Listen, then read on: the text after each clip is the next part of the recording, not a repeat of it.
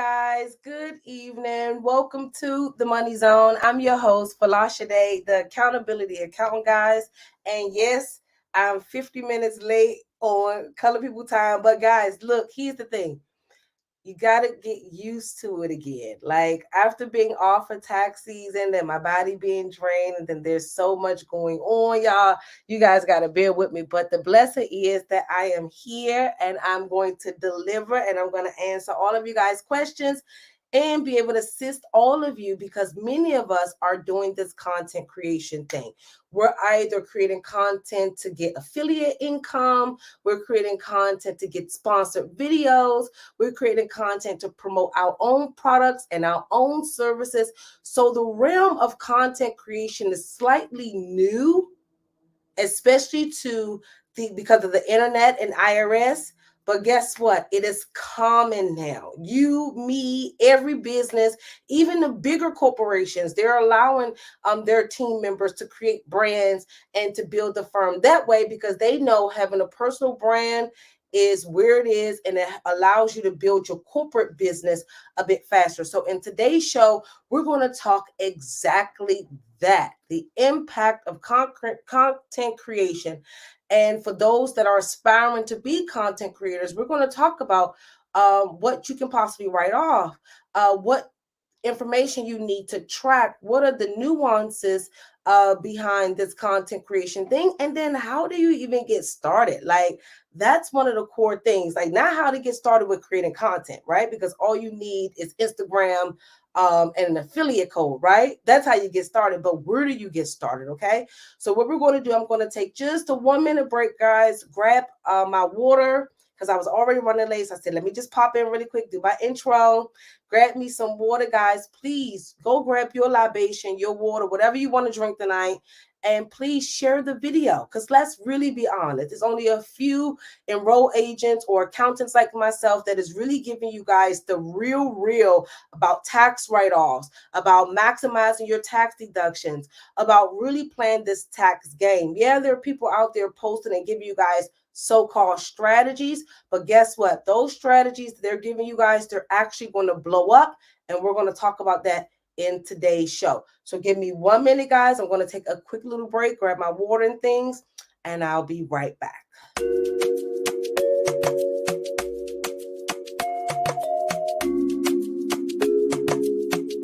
Hey loves, it's your girl Folasade, the accountability accountant, and I want to say thank you so much for tuning in to tonight's episode of the Money Zone. If you know, I know, you should share that video up with your friends or your family because our goal is to build generational wealth. So do me one favor, share the video and subscribe to our mailing list by clicking the link below.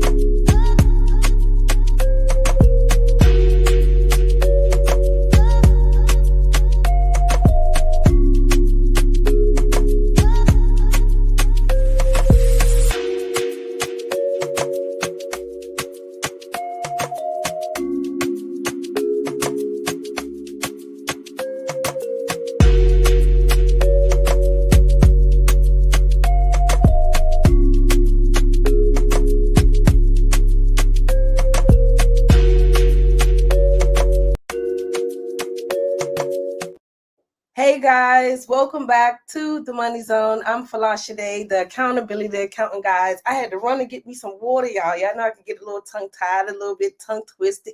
and I need some water over here. So let's go ahead and rock this thing out. So if you're just coming in, we're going to talk about all things content creation, and it impacts each and every one of us. I don't care what type of industry you're in, what type of business you run, what type of brand you have. We are all using social media to create content like this. This live stream is content creation. This is long form content creation. Okay, so this is my pillar content. So after this live stream, my team is going to break down this video and then spread it across the social media platform. So even this video that you guys are watching right now, this is content creation. I'm just creating content doing a live stream. Okay, so we're about to get ready. I'm about to share my screen really quick, guys, because a lot of content creators, small business owners were totally surprised. So let's see. So let's talk about it. For this tax season, I actually file under a content creator or influencer, and I've been influencing for. Let's talk about it. Hold on, y'all. Okay, there we go. I just owed $15,000 in taxes, and I just cried about it earlier, so let's talk about it. For this tax season, I actually file under a content creator or influencer, and I've been influencing for the past 2 years now full time. And let me tell you, the amount of money that I made this tax season compared to the last tax season is significantly different. Last year, I only paid $1,000, and this year I owe 15 times as much, which I'm so blessed and I'm so grateful. But when it comes to tax season, 100%, these are things that you should do as a content creator, and that is save a portion of your payments that you'll get so you can go ahead and save up for tax season. And here's something that a lot of people do not tell you: when you work a traditional W-2 job, you cannot do tax write-offs. But when you're doing content creation or you own your own business, you're able to tax write off a lot of things actually. And one that I actually did not know is rent. So the apartment that I'm wanting for this year, I actually get to tax write off a percentage of it because one part is going to be my office space. But let's not get ahead of ourselves. If you're wanting to get into content creation and influencing, digital marketing, anything like that, just do it. Just do it. Trust me. And do not let taxes scare you. Okay, guys. So if you're just seeing that content creator, she said last year when she filed her tax return, she only owed $1,000. Okay. Now this year she ended up owing $15,000. Okay. Now that can happen in any business, not just content creation. One year you barely made $5,000, and then the next year you made $100,000. And guess what? You're in a totally different position. You will owe taxes. What do you do? So problem number one with the content creation. Guess what, guys? That this is new to IRS. Creating content is new to the IRS. This is a new industry. They're not accustomed or aware that if you plop up on social media and sell and promote somebody's product, that you can easily make $200,000. The IRS is unaware of that. The IRS is also unaware that we're using our homes and buying things like this to create content. So what do you do? What do you do?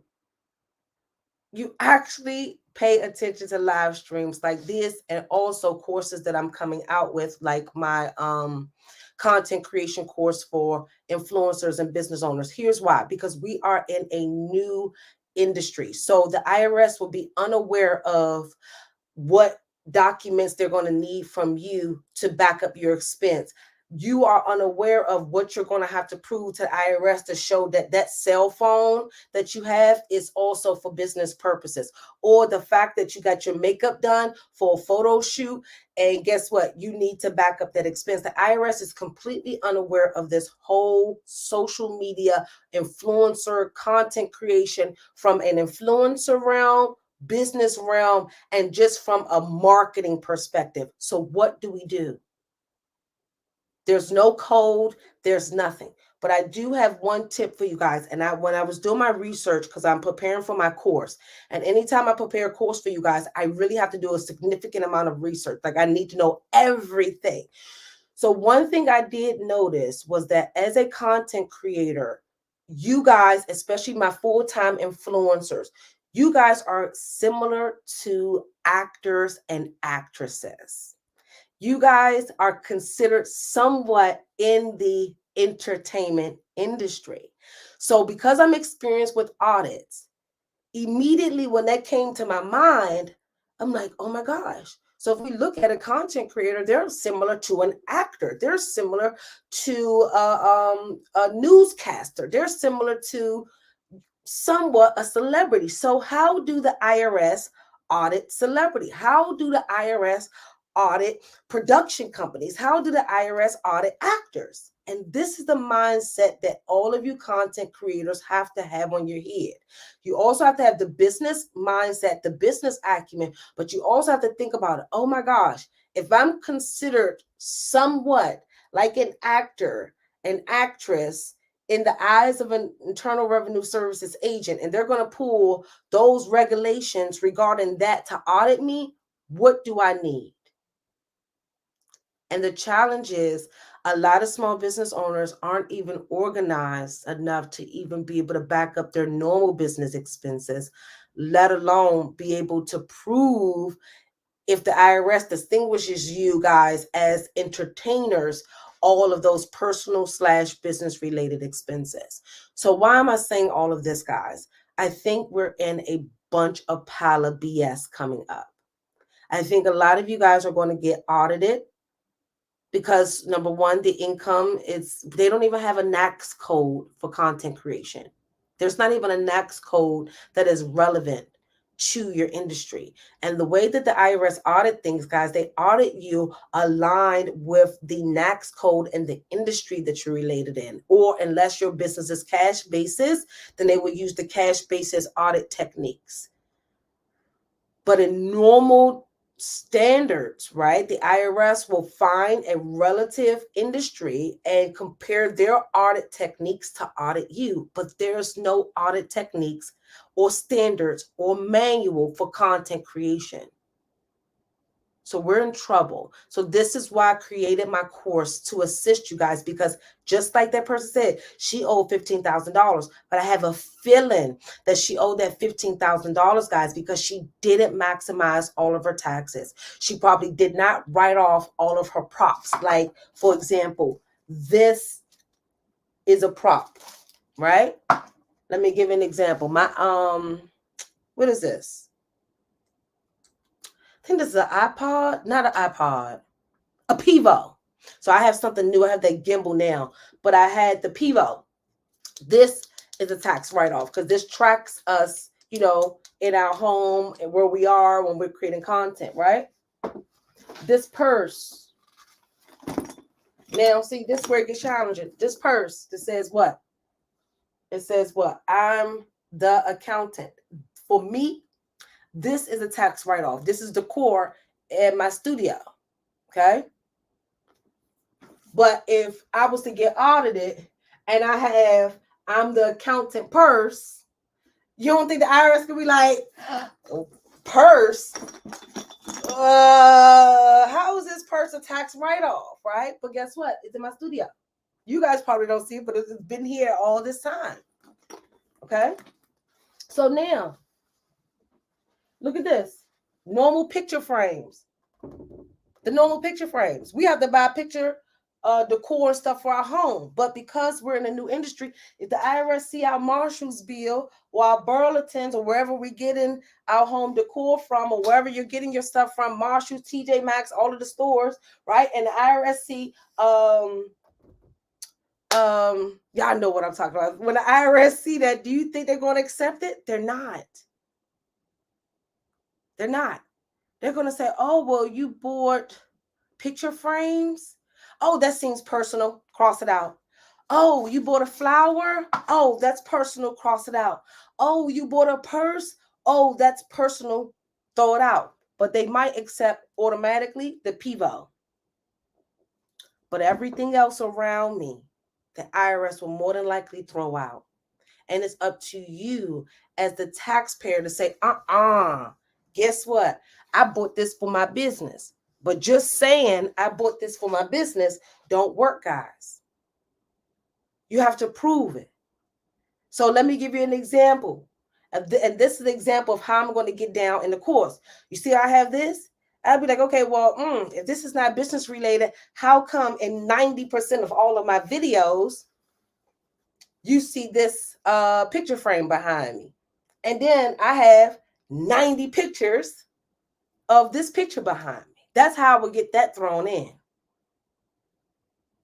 Do you guys have the capabilities to know what you guys need to be able to keep all of your personal expenses, that your business expenses that are similar to personal expenses on your tax return?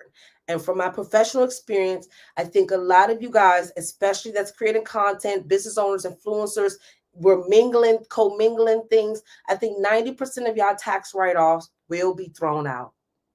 90% of y'all tax write-offs will be thrown out because you guys do not know what to show the IRS, what records you need. And guys, just having a receipt does not work. Just having your bank statement does not work. What is the correlation? Remember, guys, in last week's live stream, I broke down to you guys ordinary versus necessary. So first of all, we have to prove that it's ordinary and necessary, right? Then we have to prove that the business purchased it. Then we have to prove, guess what? That it's relative. And the problem is that the proven is to that agent. That IRS agent is the person that matters. So all of these influencers telling you guys, just write this off. This is a tax write-off. This is a tax write-off. That's not how it goes, guys. You have to have records after records, logs after logs, documentation, and you have to have a story, guys. And if you don't have a story, then the IRS is going to throw your write-offs out of the window. And guess what you're going to do? You're going to end up owing 15 to 20 odd something $1,000 in taxes. Because see, what you guys don't realize is that, and then I think this is where most people get the misconception of the tax system being voluntary. Yeah, you can voluntarily put anything on your tax return. You can voluntarily say you made $150,000. You can voluntarily say that you did $20,000 worth of miles. You can voluntarily say that you paid your staff $150,000, right? But when it comes to you guys getting audited, then you bear the burden of proof. You bear the burden of proof. You have to now show the IRS that, oh yes, that $150,000, I did pay my team. Here's my records. Oh, that $20,000 in miles, I did drive that much. Here's my records. So for me, that is how the tax system is voluntary, because you could throw anything up there. You can voluntarily not even file, right? But guess what? When it comes time for them to see whether or not you were supposed to file, you need to prove that you wasn't. And then lastly, when they look at those expenses and say, okay, well, meals and entertainment, I'm going to wipe that out because you were unable to provide me with the documentation for that. Your travel, I'm only going to accept 20% of the travel because I still don't understand how that travel correlates to you posting on social media. This is what they're going to do. They're going to throw all of that out. And the reason why they are is because you guys have to prove to them that it's business related. And if it's not 100%, you have to be able to show what percentage your business utilized. And that comes from your basic expenses. So like the lady said, the girl said in her video, she said, oh yes, now I can go and buy the apartment that I'm going to go buy, and I get a tax write-off for that, right? You can get a portion of your rent as a tax write-off, depending on what your business used. But guess what? The IRS can also throw that out, especially as a content creator, when you're unable to prove to them the portion of your home that you're utilizing to create content. And then another thing, guys, a lot of you don't realize that it's levels to this. It's levels to business. It's level to content creation. It's just levels to everything. And so what I'm finding is that a lot of you guys just want to jump right out there and just say, bam, I'm here. I have arrived. I'm ready, right? And you're spending $2,000-$3,000 to get the aesthetics. You're spending $5,000 to look the part, right? But guess what? That's not going to fly. There's levels to this. So guys, give me 1 minute break. I'm going to take a little intro, a little break, right? And then we're going to talk about the levels to content creation and how to avoid it being thrown out and just slowly building up and then slowly building up your brand, and that connects to your taxes. But also this is relative to business owners, because a lot of you jump out there spending $30,000 and you haven't even made a sale. Some of you have invested in $15,000 coaching and you haven't even made $5,000 yet. There's levels to this. So we're going to talk about this when I come. Let me see if I can do it on time. When I come back, I'll be right back, guys.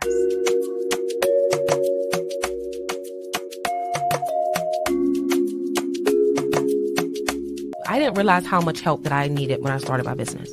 Like, I knew I couldn't do it by myself, but I didn't know to the extent of how much help I would need. So this is why your accounting is so important, because it's the difference between you being a one-man band for the rest of your life and you being able to hire your next right-hand man. And see, so for example, like me, I'm a service provider. So if I hire another individual in my office, the next thing would be someone that has a CPA or an enrolled agent, someone with the credentials of my caliber, right? So I can now officially somewhat delegate everything to them. And so while you small businesses think that it's a game to level up and grow your businesses, when it's time for you to sacrifice that $70,000 to pay somebody, you're not willing to do so. So you stay where you are.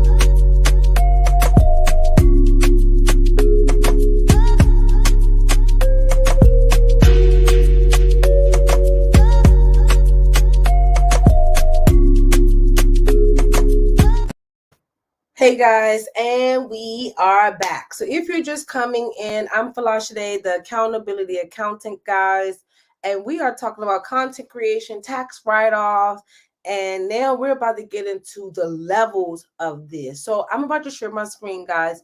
According to Harvard, there are 5 levels of business, right? And so we're about to share that, and then we're going to connect the dots between there's 5 levels of business in the content creation game. Okay, so Harvard Business Review said there are 5 stages or phases of business. Stage number 1 is existence. Stage number 2 is survival. Stage number 3 is success. Stage number 4 is take off. And stage number 5 is resource and maturity. Okay. So right off the bat, so many of you guys dream of being content creators. And the first step of business, as Harvard said, is what? Existence, right? You have to exist. So meaning you have to have your social media rolling. You have to be building a name for yourself. You have to have your TikTok flowing or your Facebook popping, right? You're starting to exist, to show face, right? Here's the issue I'm finding. is that during that existing phase of content creation and business building, you guys don't attempt to be as resourceful as you're supposed to be, trying to basically grab every affiliate link, making sure you have your Amazon storefront up, making sure that whatever you utilize, products and stuff that you utilize in your home that you love, that you have your affiliate link there. You don't start there. No, what y'all end up doing right off the bat, y'all trying to mature, and you go and instead of testing out multiple products or becoming affiliated with several different brands, guess what you do? You end up skipping multiple steps and then trying to create your brand, and you haven't even established a name for yourself. And so for the content creation game, you guys just jump out there. And guess what? You expect with your 1,000 followers, which I've been there, that you're going to get a lot of sales. No, you just need to exist and just create content. Don't worry about what you're making. When you're just starting your business, you have to start building a name, start contacting people, reaching out, trying to get clients and, retain relationships and build relationships and things like that. You need to show that you exist. I'm here. I can serve you. Like, for example, with me, I'm here. I can serve you. I can do your taxes. I can do your bookkeeping. I have to show you guys I'm here. We have to exist. In the existence phase, you should not be spending $15,000 on no coaching. You should not be spending $15,000 on no content creation course. Guess what? And if you did, the IRS will more than likely throw it out. Because during the existing phase, you're only able to write off the first $5,000 of your startup expenses or all of your normal business operating expenses. And you're also in the position where you're just learning a new industry. And based on tax law, we are unable to write off the cost associated with acquiring a new career. So this is why I keep saying that a lot of your coaching programs that you guys invest in is not a tax write-off, because you're going into a new industry and you cannot write that off. So same goes with content creation and building your business. During the existence phase, when you're trying to build your name, get clients, get some solid grounds, implement processes and systems, this is not the time that you guys go out and invest 15 to 20 something $1,000. This is the time when you try to be as resourceful, bootstrapping your way as high as you possibly can go. And then attempting, especially if you're in the content creation direction, attempting to become affiliated with as many products that you love and admire that you can promote and possibly get sales from. But no, you guys want to just jump out there and create a product and you're skipping steps. So during the existing phase, you guys have to be extremely careful, because this is the phase where the IRS will more than likely throw out your expenses. How are you going to invest $10,000 in becoming aesthetically looking like an influencer, but your affiliate income is only $200? That's not ordinary and necessary. Is it necessary for you to pay $3,000 to get the It Girl aesthetics? Or if you would have continued building your business during the existing phase, then guess what? You will end up where you were anyway. So be extremely careful, guys, as you're building these businesses and as you're building these brands and creating content, because a lot of you guys are skipping levels to business and you're jumping right out there making poor investments. And this is why a lot of our businesses in turn close so early on, because we're making expensive and costly and actually investments into things that we really didn't consider what will be the return on. So during the existence phase, guys, you are just supposed to be showing that you're here. Hey, I'm a pretty girl. I have 1,000 followers on Instagram. Can I have an affiliate link to promote to my audience? During that phase, you should not be going out buying everything. No, you should be building a brand, building a name for yourself, building relationships, okay? Alrighty, so according to Harvard Business Review, the second stage of business is survival, okay? So after you've already gone through the existence phase, you show everybody you're here, you're able to promote their products and services, you're here, your business is able to provide them with a service or product, right? The next phase is to continue knucking, jiving, and chucking and building the business so you can survive.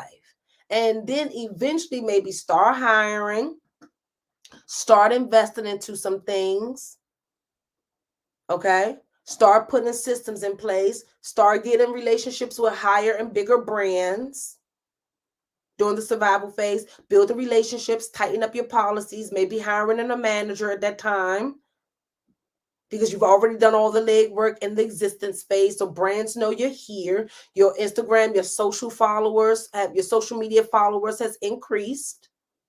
So now you're in the midst of survival. Survival means basically you need to pull everything together, everything that you've done in the existence phase, implement that in the survival phase. But now you're in the next level. So now you need to be reaching out to bigger brands, building bigger relationships, and then investing a little bit to fit the aesthetics or to fit the industry that you're in. You've already made money. Now it's time to really show up and show them you're here so you can get out of the survival phase and get those big contracts. But during the survival phase, the aesthetics may be small, $1,000 at IKEA. You know what I mean? So you could get the closet look, or, you could get the picture frames and the candles or whatever you're going to need, right? But then you also need to be able to show the IRS what was the purpose of you getting that aesthetics. How did you invest into those things that are aesthetically pleasing? How did that help your revenue? These are the things you have to show the IRS. Okay. So the third phase of some business, guys, and I didn't realize everything is going dead. And I have a PR at 8:30, guys. So I have like 8 more minutes before I go. Okay. So the third phase of business is success. So remember, we already existed. We showed them, hey, I got a brand. I'm a pretty girl. I'm this, I'm that, or whatever. My business can provide this service. And you just start small, building your name and, start promoting products here and there. Survival phase, you're reaching out to larger brands. Okay. You've had your first photo shoot. You've gotten the aesthetics, you got the flowers and the candles and the look a little bit, right? You got in your makeup class you took so you can look the part, right?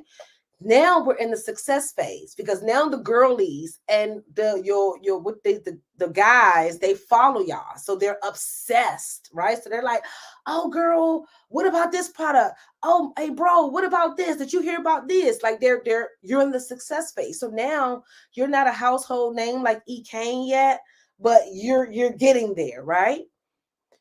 Okay, so during that phase, you can spend a little bit of coins. Not a lot, right? But you can spend a little bit of coins, right?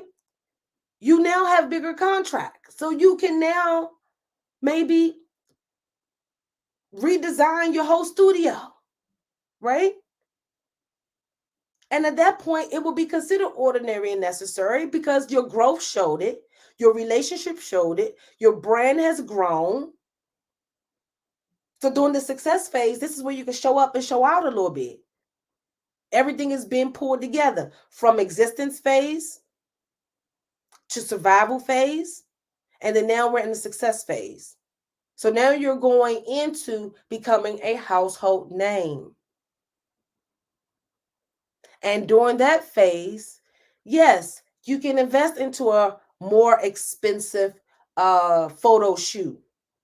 You can invest in having a brand manager and public relations and all of those things. And it will be considered ordinary and necessary at that phase. But if you had all of that and in the existence phase and you didn't have 1,000 Instagram followers and you didn't even have a brand name or nothing, the IRS would throw that out. But during the third phase of business, what you have all of that, the IRS can say, oh yeah, keep going. Because yeah, your brand manager might get you more deals. Your PR might get you more relationships and more publicity. So you're going to make more money, and more money means more taxes for us. So the IRS is going to, yes, okay, yeah, that's considered ordinary and necessary. Yeah, right? Right? But if you did all that at existence phase, nope, the IRS would be like, okay, is it normal for a business to not make any money and they have a $10,000 photo shoot. Is it normal for a business that didn't make any money yet to invest in a $3,000 studio? I think you could have bootstrapped that business a little bit more. So no, we're going to deny those expenses.